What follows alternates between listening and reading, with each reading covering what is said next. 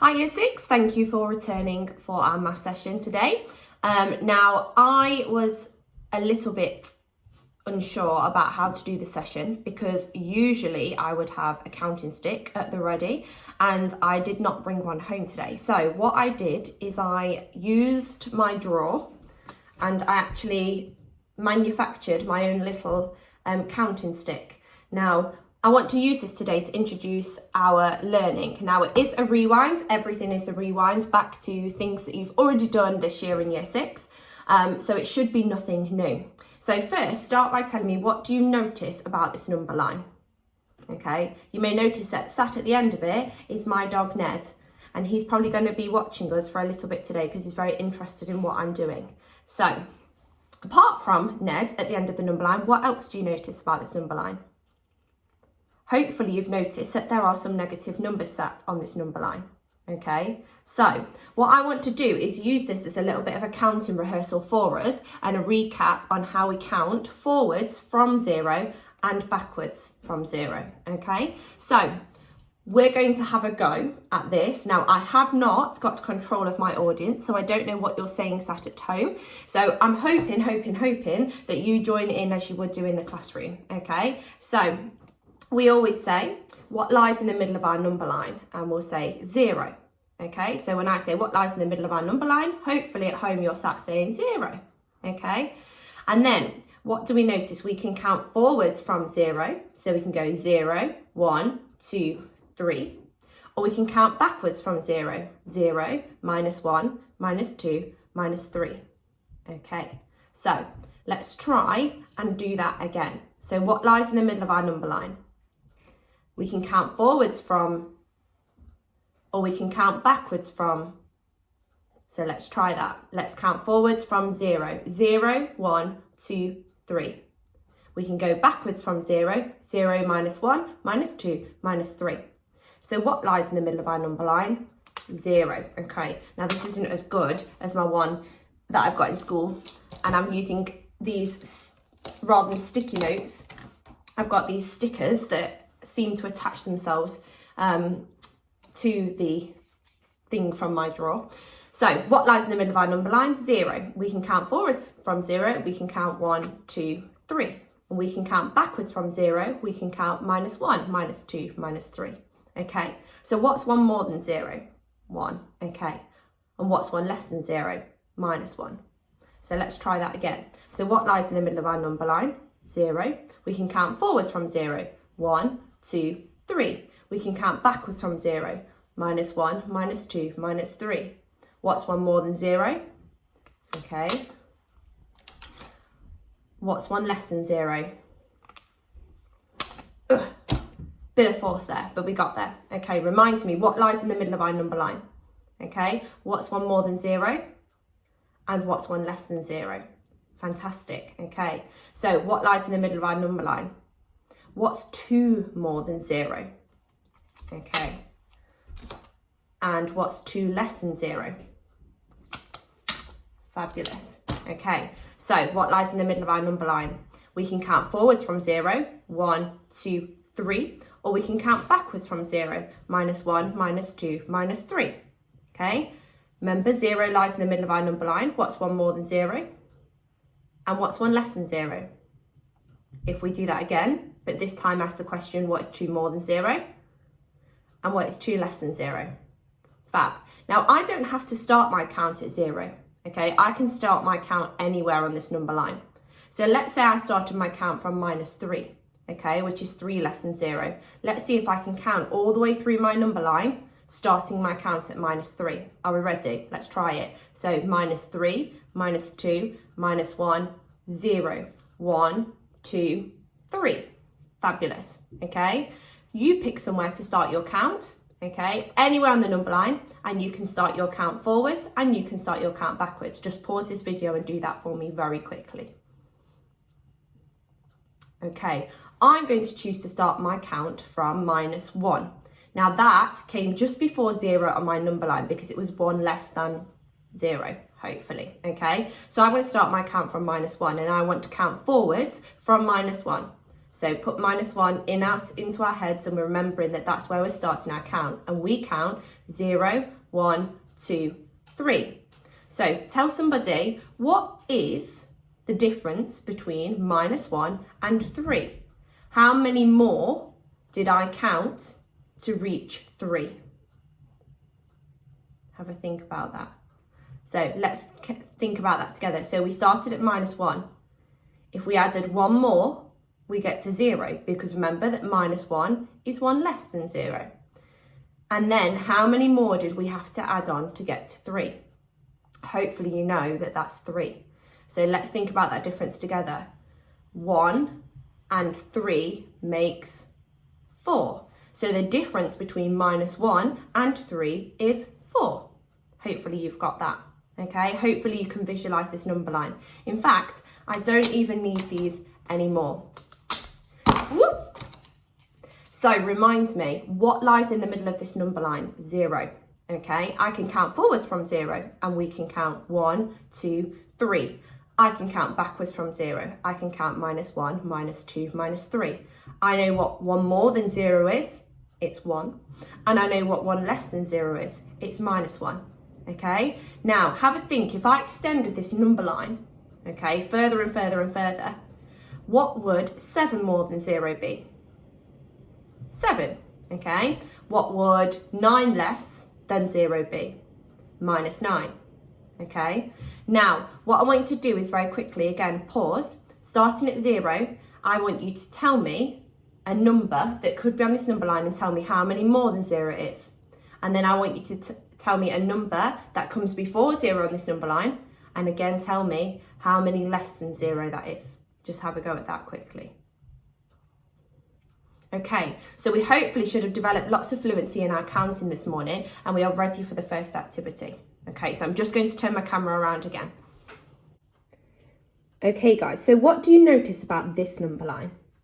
How is it the same as what we looked at before, and how is it a little bit different? Remember that you can pause the video any time to have some thinking time. You do not have to keep up with the pace of this video. Okay, now we can see 0 on this number line. Now it doesn't lie exactly in the middle, because if you counted the parts on this number line, you will notice that there are a different amount of parts each side, okay? But we can still view 0 as the midpoint.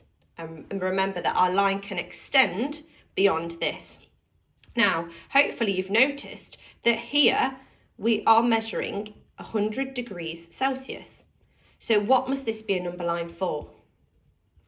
Hopefully you have identified that it must be a number line to show temperature, okay? And somehow we have to calculate the temperature of Siberia. So just have a little discussion. How are you going to do that? How do you know what each part of this number line is worth? What each interval is worth? Okay, have a think about that. Have a discussion with somebody who's with you.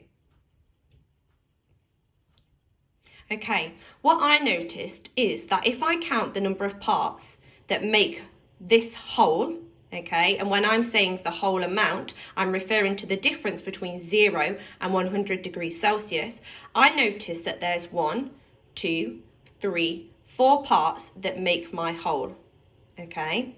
So what I'd like to know is what each part is worth. Now we could use trial and error, or we could use our understanding of division. So what I want to do is to show you my part whole model, okay? So here I have 4 parts that make my whole amount, just as you can see there. So I know that the whole amount is worth 100 degrees Celsius. Hopefully you've remembered that from what we just discussed, okay? I'm trying my best to look through the camera, keep it still, and also write neatly. So I do apologise, I'm going to get a stand as I mentioned in the last video.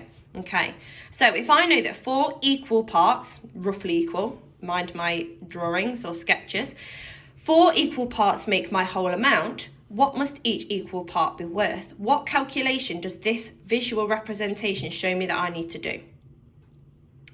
Hopefully you've noticed that I'm dividing 100 into 4 equal parts, just as I'm doing so on this number line. So what do we know about that? We know that 100 divided by 4 is 25, okay? how can we check that our calculation is right? Hopefully you can remember that I can now see 4 lots of 25. And if I calculate 4 lots of 25, I will reach my whole amount, which is 100 degrees Celsius. Okay, so each of these is 25 degrees Celsius. So what does that tell me about these parts of my number line? Hopefully you've recognised now that each part must be 25 degrees. Okay, so what would this value be if I'm adding on 25 degrees more? Hopefully you've noticed it's 50 degrees Celsius. And how about this one? 75 degrees Celsius. Well done. Okay. So remember, if I start my count from 0, I can count forwards in lots of 25, or I can count backwards. Okay. Now, what happens as I count backwards in lots of 25? Have a think about that and how it relates to the very short intro we did with our piece of draw. What do we notice? Okay, hopefully you should have noticed that when we count back 25, we can say that is minus 25 degrees Celsius. And if we count back 25 more, we can say that's minus 50 degrees Celsius. Okay, who predicted that Siberia would be of a temperature of minus 50 degrees Celsius? So for this next part, we're going to use a Power Maths textbook to help us. I appreciate you may not have this at home, so I'm showing you a screenshot of what this problem looks like. I'm calling it a problem because we haven't encountered something like this just yet, okay? We've been looking at identifying points on a number line where 0 can be counted on from forwards or backwards. Now, here we have a teacher saying that the difference between A and B is 160. So you tell me, what do we know about difference? How can we make sense of difference in this problem? Okay, if you've had a quick discussion about that, now tell me what else do you notice about this number line? What can you see? You can see that A is a value that is unknown to us. B is a value that is unknown to us. And we're trying to find the difference between them. What we can also see is that 0 sits in between A and B. So very quickly tell me, what does that mean about A? And what does that mean about the value of B?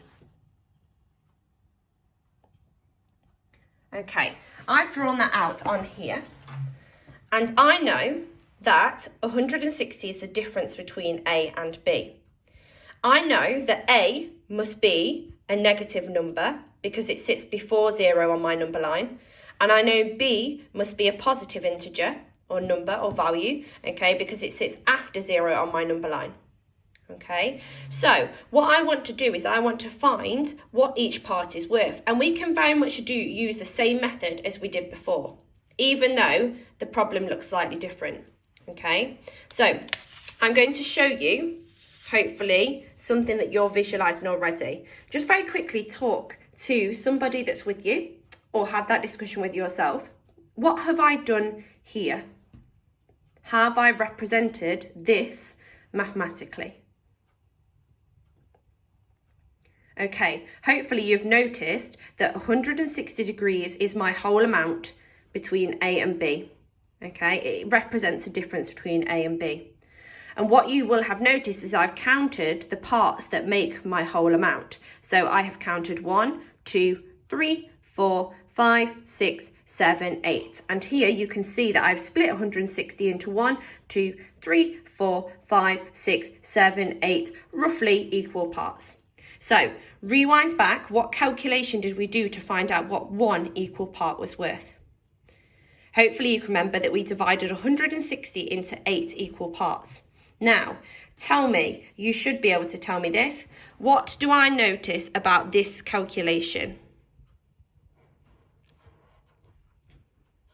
Okay, my favourite quote is, the best mathematicians do the easiest maths, not baths. We definitely don't sit in the bath for too long. So what you should notice is that this is 16 tens. Okay, we don't have to say 160, we can also read this as 16 tens. And if we read that as 16 tens divided by 8, we know that our solution must be Hopefully we've got it. Or 20 or 2 tens, because 16 divided by 8 is 2. 2 times 8 is 16, so 16 tens divided by 8 is 2 tens, or 2 tens times 8 is 16 tens, which means that each of my parts must be worth a value of 20. Okay, so just let me very quickly jot that down for you so you can see that visually. And remember, how can we check that our calculation is correct? Hopefully you will have understood that we now have 8 lots of 20, and we can do that calculation that we've just described earlier. 8 lots of 20 is 160. Okay, so back to our number line. So if we start our count from 0 and we're counting in 20 units of 20, what do we notice about this value? So this value should be 2 tens or 20.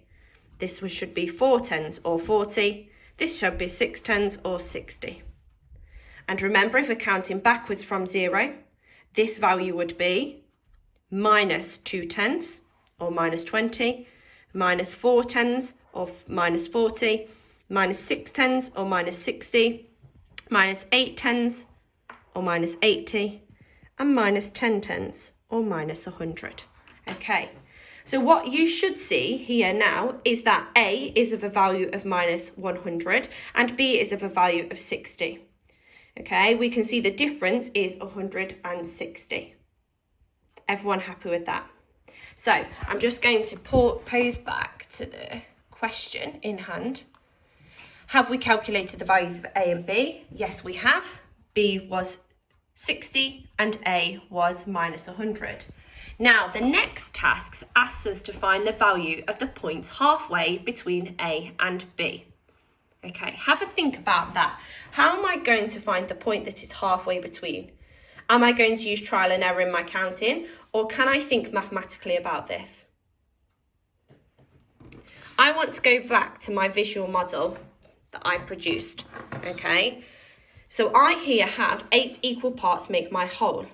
So if I was going to find halfway, I know that I am splitting my model into 4 parts and 4 parts, okay, because that is half of 8 parts. So if I then go back to my number line and to use that idea, I'm going to make sure I count 1, 2, 3, 4, and I'm going to put a little marker here. And I'm just going to check that there are 4 parts the other side of my halfway point that I have identified also. 1, 2, 3, 4. So tell me then, what is the value of the halfway point between A and B? Hopefully you've discovered that it is minus 20. Okay, hopefully we're happy with that. Hopefully everybody is clear on what we did. I'm just going to leave this model here so that you can pause this and have a chance to digest everything. So hopefully you're pretty confident with that. Now what I'm going to show you on my computer is the page that I want you to turn to in your textbook. So it is all on problem solving around negative numbers. We should be looking at book 6C, page 48. Now, if you have not taken your practice book home, that is absolutely not a problem. What I'm going to do is I'm going to display the problems on the screen. You may need to get yourself a ruler to draw yourself a number line like I have done. Remember, if your sketch does not have completely equal parts, that's not a problem, as long as you are identifying that those parts should be equal. So we have 2 questions here to have a go at first, so you may pause this video and have a go at those. And then if you've finished those, we have a further few questions to have a go at. So again, oh, hello. You can pause the video at this point to have a look at these questions. And if you're desperate to do even more, then we have these questions also. Now, what I'd like to give you the opportunity to do is, if any of these problems are proving a little bit tricky for you, I'd like to message me on either Class Dojo or on your, I've forgotten what it's called. I need to remember. Your whatever this is. What's this called, guys? Google Classroom, isn't it? Google Classroom. I had a mental block then. So message me on your Google Classroom and let me know which problems you're struggling with, okay? Referring to the practice book and referring to the questions. So say, for example, Miss, I'm struggling with question 5 here. Can you model this for me? And then what I can do is I can upload additional videos that model through any of the questions you're struggling with. Because the last thing I want you doing is becoming frustrated because you can't see the easy maths in there. Okay, that's all from me for today's session. I shall see you tomorrow for a bit more maths. Bye-bye, guys.